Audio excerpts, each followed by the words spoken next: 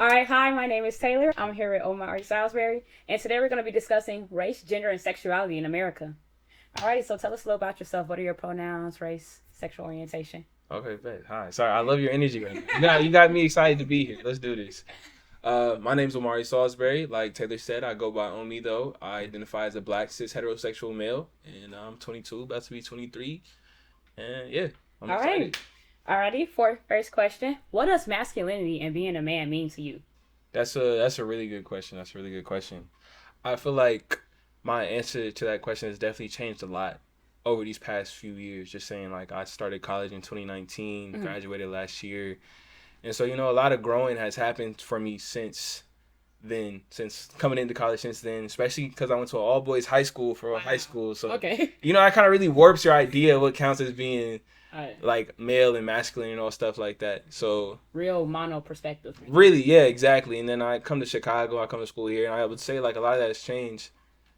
And so, I don't know. I would say it really doesn't mean much to me at this Mm-hmm. point in life, Like, I feel like it's the idea of being male and like masculine just seems like an improper guideline Okay. on like how somebody should be. Improper guideline. I Yeah, love that's that. what I kind of call it, just Mm-hmm. because it's just like society has its own idea like what male is and what masculinity is, Mm-hmm. and like I don't know, I feel like I kind of learned that in the past few years where it's just like I don't even think about the idea of being male or masculine. I be me, Uh, and like that's just that to me.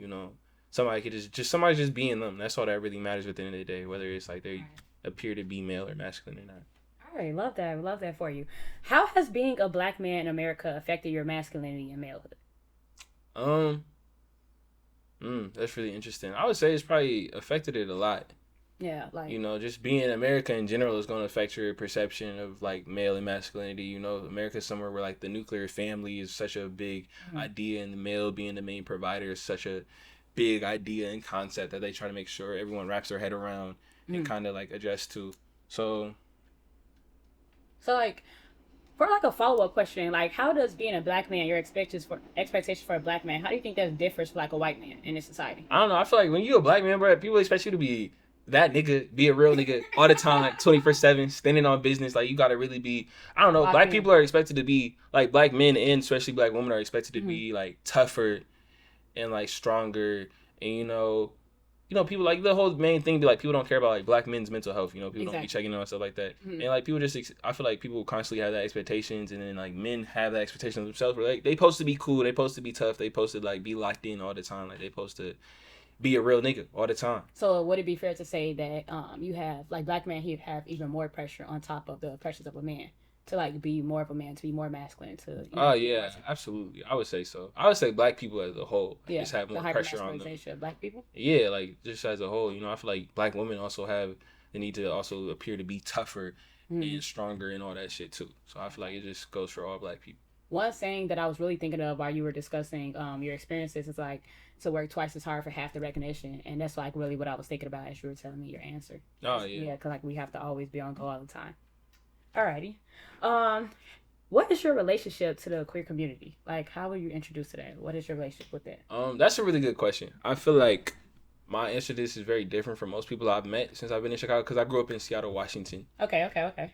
in the city of Seattle, and Seattle's known for being like a very queer city. Some people would say, Mm-hmm. and so like it's something I've always just I don't know. It's just something I've always noticed, and I feel like I've always just been aware of, and something that just seems like totally that's something that's just So totally it's like a normal. cultural norm. Yeah, it's a cultural norm. Like it's just something like okay, Okay, like so yeah. like, so you say that Seattle is really known as a queer community, very welcoming community. Like, what was the changes coming to Chicago? Because Chicago is also a big city. So, what were some of the changes and expectations you had for the queer community here, and how did they differ? I wouldn't say I had any overall expectations per se. I would Mm-hmm. just say I noticed that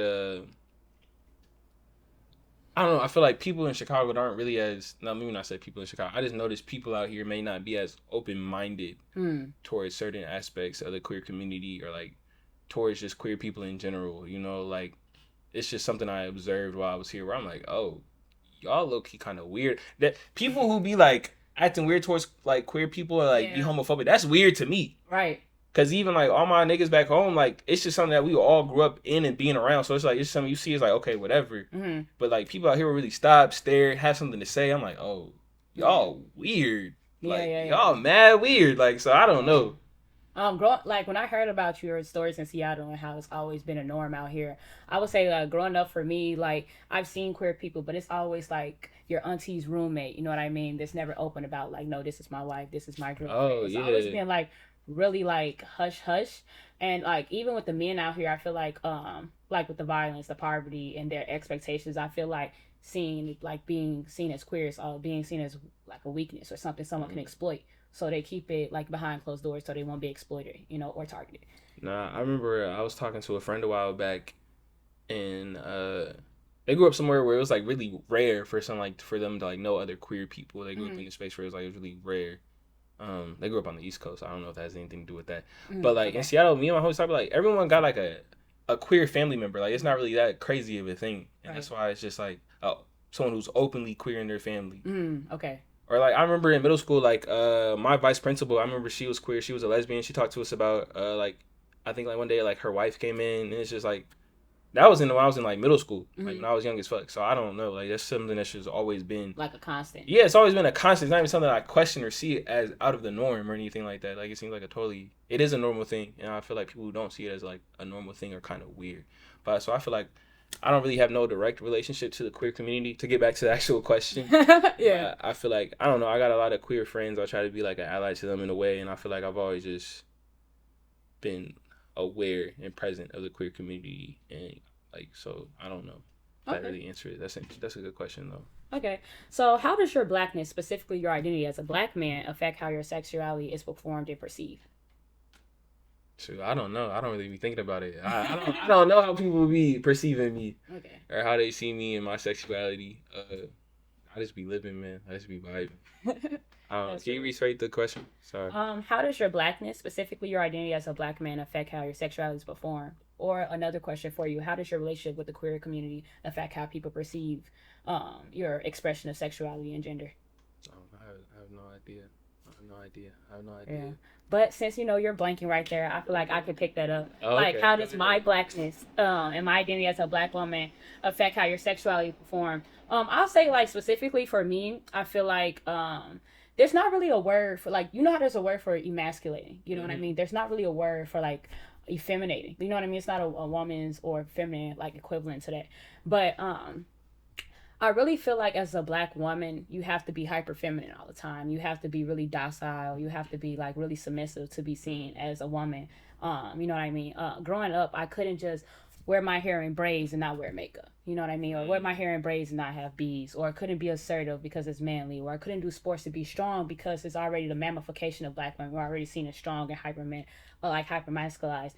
And then when you want to explore things like, red lipstick or, red nail polish, it's like, oh, now she has Jezebel behavior. She's fast, or, she hot in the tail, things of the sort. So it's like always a constant battle between hypersexualization and being feminine. You know what I mean? Or not being able to have a dominant personality without being perceived as like aggressive and things of that sort. So it's also a constant like battle for that for me. Um, Well, then I feel like I guess my answer to that would be I guess growing up I've always had the luxury where I haven't had to think about stuff like that, and that's not something I really got to be a parent of all the time, you know. So mm. being a man in the society, there's definitely less things you got to critically think about all the time, and so it's just like I guess that's just one of those things. I generally don't have an answer to that question for you. But I feel like the good thing is when we're having these discussions and these discourses is that like recognizing like, hey, I don't have a question about this. The fact that I don't have to think about this is a privilege. Yeah, So no, like exactly. recognizing that privilege and like recognizing that this is a privilege and making sure that you're not improperly asserting that onto others. And I'm not perpetuating isms or phobics or things of that sort, and just teaching others and learning from others. So I feel like that's a great thing to be able to recognize that.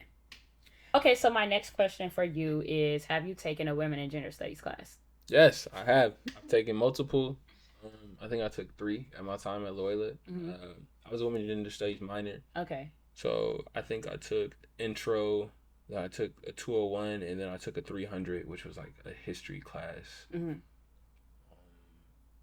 Yeah, and then I took other classes that That was double like did. related to that. Yeah, that like I took like gender and religion, which technically was a theology class, but it double did as Mm-hmm.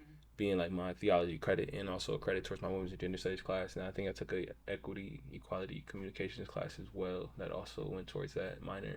Okay, that can be something to look for too. Look for that. Oh yeah, no, you can double. No, that's why you pick up a minor because you can double dip for the credits with your minor. Like, you could take a theology class that counts as a women's and gender studies class. I would have picked up the major, but I didn't decide on doing that till it was too late, and I did not have. I would have to spend like a whole extra semester. Yeah. Okay. So, what does women and gender studies mean to you?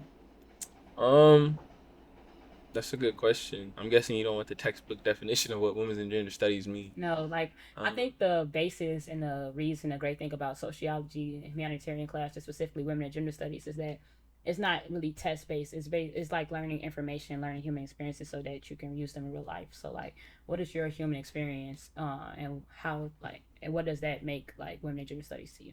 I guess women's and gender studies to me just means just understanding. Mm-hmm. I feel like we grow up in a society where it's like you don't really you see why it's called women and gender studies, because that's not something you're really taught about in society. I Yeah. guess it's like a whole different perspective and history of society that you just don't learn about. Mm-hmm. You always learn about the male perspective of things and how things are. And I don't know. I just feel like women's gender studies to me is just like more understanding.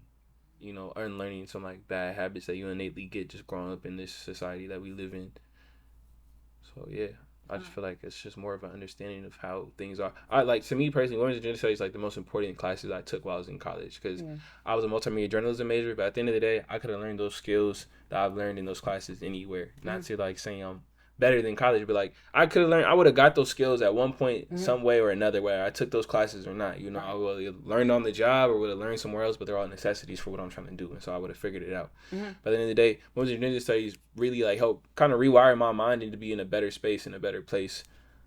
Like just going forward into adulthood, like I feel like women's and gender studies is one of those things that should be like taught in high school for real, for real. Like because now I'm grown and I'm graduated. What was I taking chemistry for? What was I taking physics for? Like, what was I taking all that? Like, bro, that shit was pointless. I should have been taking women's and gender studies in high school. That's the type of shit that should be taught.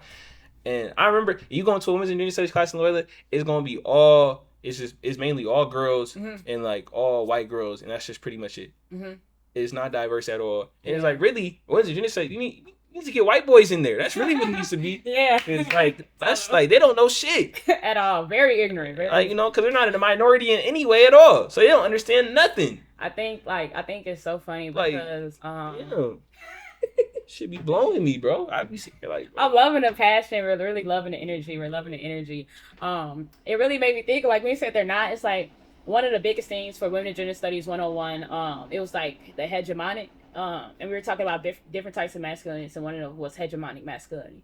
And we were talking about how like the white man is always at the top of the totem pole, but like for a black man, you're a marginalized masculinity because like although you might be a man, but you're a black. You know what I mean? So it's some ways you don't experience sexism, but you experience race, and then and depending on the demographic, depending on the time. And what's going on, you might be under a white woman. You're under a white woman, even though you're a man. And so, like, just the different types of that. And as a white man, it's just I really like sometimes think about what would it be to walk around in a world that was made for you. You know what I mean? No, for real. Like, you don't got to think about it. Like for the systems that were made for you, like the sense of entitlement, like the power that you can just walk around in, and like not the constant anxiety. Next question: how has your knowledge and education in that field affected your view of race, gender, and sexual orientation? Like, what was the before and after?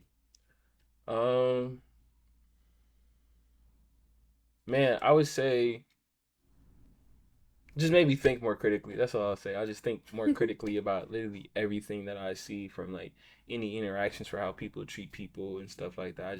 I think critically about all those things a lot more and a lot more intently with how I interact with people.